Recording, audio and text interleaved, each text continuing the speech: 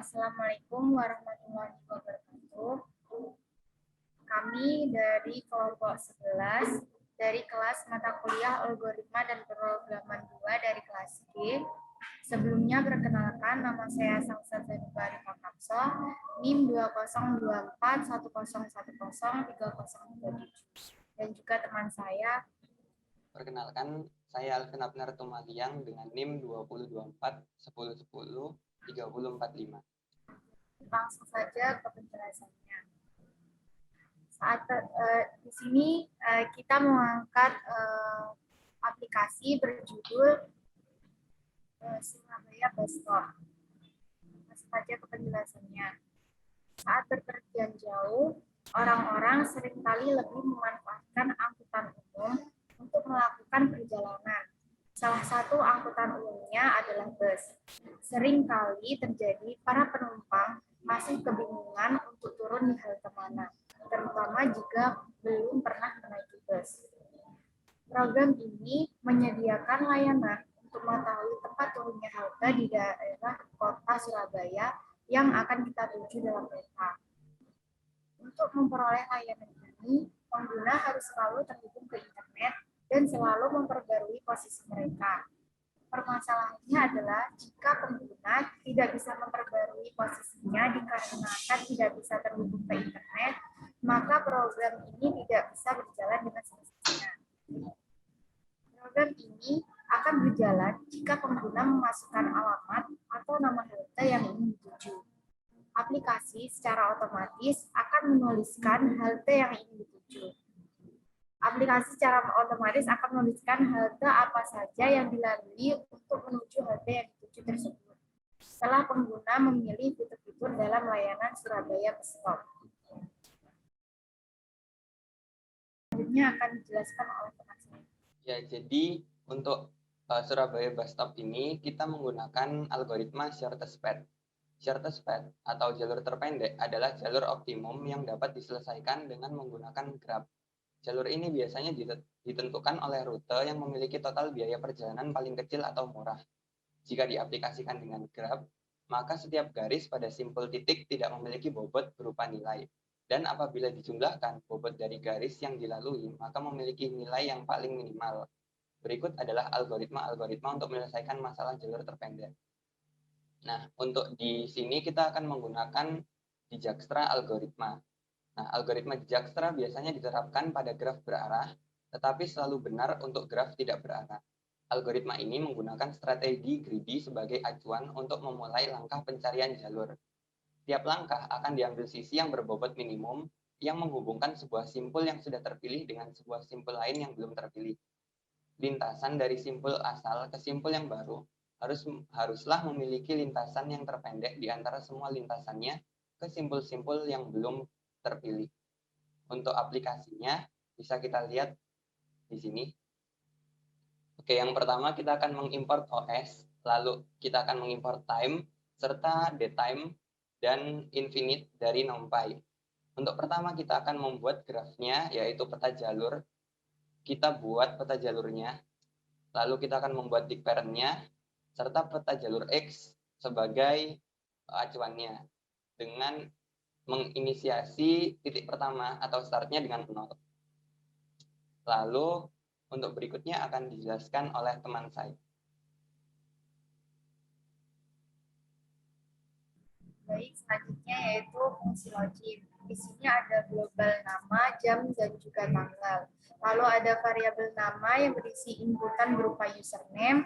Lalu ada untuk tanggalnya berupa variabel waktu, hari, bulan, dan tahun. Lalu untuk tanggalnya formatnya dimulai dari hari, bulan, lalu dilanjut oleh tahun. Lalu dilanjut dengan memanggil fungsi menu. Selanjutnya fungsi menu. Di sini yang pertama memanggil fungsi halaman baru, lalu global peta jalur X dan global dict parent. Lalu di sini ada variabel peta jalur tetap berisi data-data dari halte yang ada di Kota Surabaya. Lalu variabel peta jalur memiliki variabel sementara peta jalur tetap, dict parent variabel sementaranya dict parent tetap, dan peta jalur X, variabel sementaranya peta jalur X peta. Lalu untuk ucapan, di sini jika pengguna login pada jam lebih dari sama dengan 0 sampai kurang dari sama dengan jam 10, maka akan memunculkan kalimat selamat pagi. Untuk lebih dari sama dengan 11, kurang dari sama dengan 14, yaitu selamat siang, lebih dari sama dengan 15, dan kurang dari sama dengan 17, yaitu selamat sore, dan lebih dari sama dengan 18, dan kurang dari sama dengan 23, akan muncul keterangan selamat malam. Lalu selanjutnya untuk menu utamanya, yang pertama akan memunculkan kalimat selamat datang, akan memunculkan ucapan tadi sesuai penggunanya login, lalu diikuti dengan nama, lalu selamat datang di halte tujuan pelajar. Lalu untuk menu utamanya, yang pertama ada pemesanan tiket, yang kedua cek harga dan rute tercepat, dan yang ketiga ada keluar. Di sini ada variabel jawab menu yang berisi inputan. Jadi jika pengguna memilih opsi yang pertama, akan memunculkan opsi pemesanan halte. Jika memilih opsi 2, maka akan menampilkan fungsi cek halte, dan jika pengguna memilih opsi ke-0 akan menampilkan kalimat terima kasih. Lalu jika pengguna memilih opsi yang tidak ada dalam daftar menu utama, maka akan memunculkan keterangan menu yang Anda masukkan salah. Untuk pemesanan halte dan cek halte akan dijelaskan oleh teman saya. Untuk pemesanan halte, di sini kita akan membuat yang pertama kelas pemesanan, yang di dalamnya ada fungsi, yaitu yang pertama ada search, di sini untuk mencari di parent. Nah, dengan parameter yaitu start, finish, peta jalur X, dan dig parent.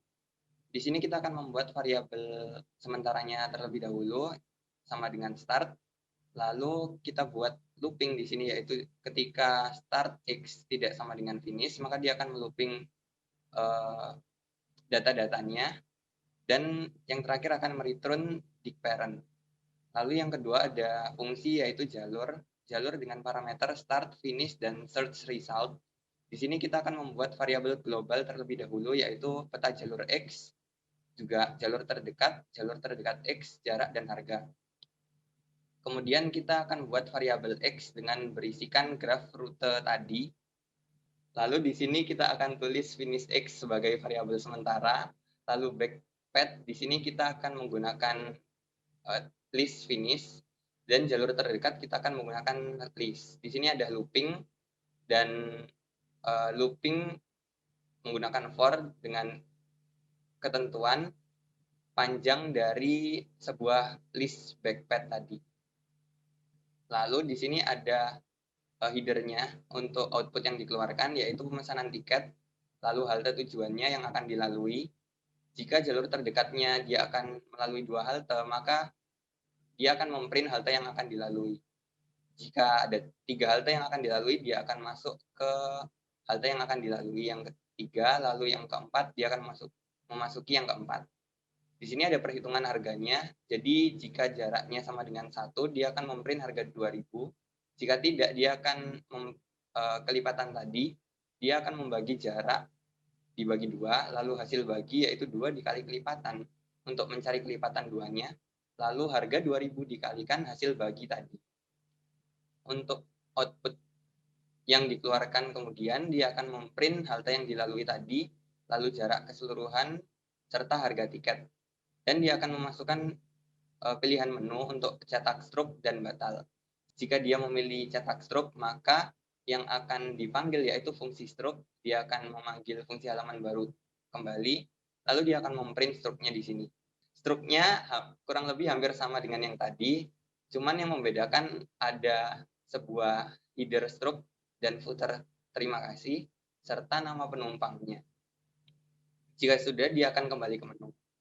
Lalu yang berikutnya yaitu fungsi untuk mengecek harga dan rute tercepat.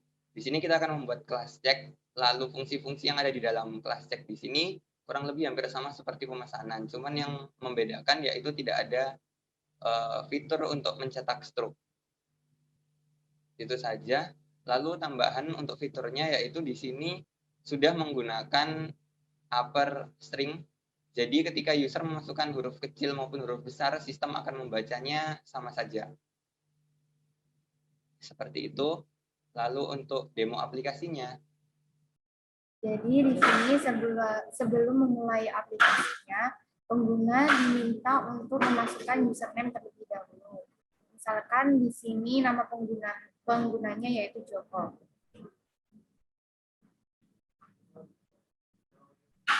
Di sini ditampilkan bahwa selamat sore Joko karena logiknya itu jam 15.42, jadi keterangannya itu selamat sore.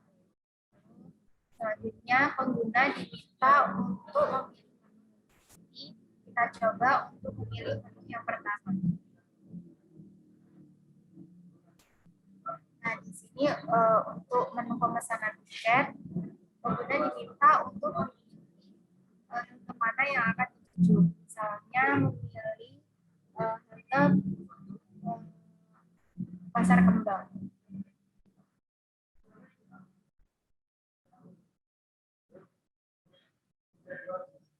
Nah, setelah memilih halte Pasar Kembang, di sini ditampilkan bahwa halte yang akan dilalui untuk menuju halte Pasar Kembang yaitu dari halte Tunjungan Plaza, lalu BG Junction, selanjutnya ke halte Pasar Kembang.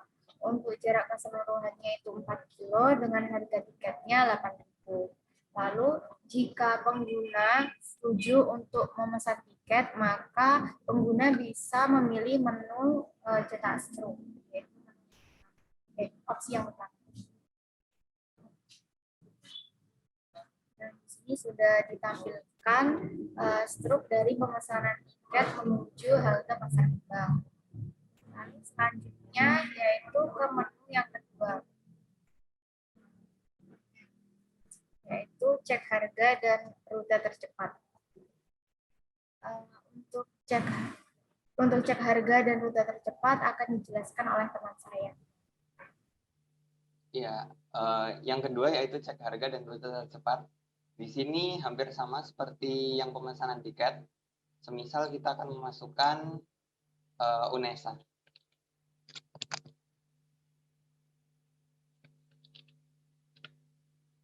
Nah, di sini sudah ada halte tujuannya, yaitu UNESA, lalu halte yang akan dilalui, Tunjungan Plaza, Kebun Binatang, Taman Makam Pahlawan, lalu UNESA. Dengan jaraknya yaitu 15 km dan harga tiket 28.000. Nah, lalu tekan enter untuk kembali ke menu utama. Di sini kita ada fitur yaitu alias. Maksudnya alias di sini yaitu ketika user tidak atau malas untuk mengetik keseluruhan dari kata-kata halte tujuannya, dia bisa memasukkan aliasnya berupa A, B, C, D, sampai M. Di sini semisal kita akan menuju ke ITS dengan alias I. Kita akan memasukkan I. Nah, di sini sama saja hasilnya akan keluar yaitu ITS. Jika kita batal lagi, di sini juga ada fitur jika user salah memasukkan halte. Misal dia akan menulis halte ITS, namun S-nya 2. Nah, di sini halte yang Anda masukkan salah atau tidak tersedia. Maka dia akan mengulang kembali ke menu pemesanan tiket. Seperti itu. Baik, selanjutnya yaitu menu keluar. Jadi untuk keluar dari aplikasi ini, pengguna bisa memilih opsi 0 atau opsi keluar.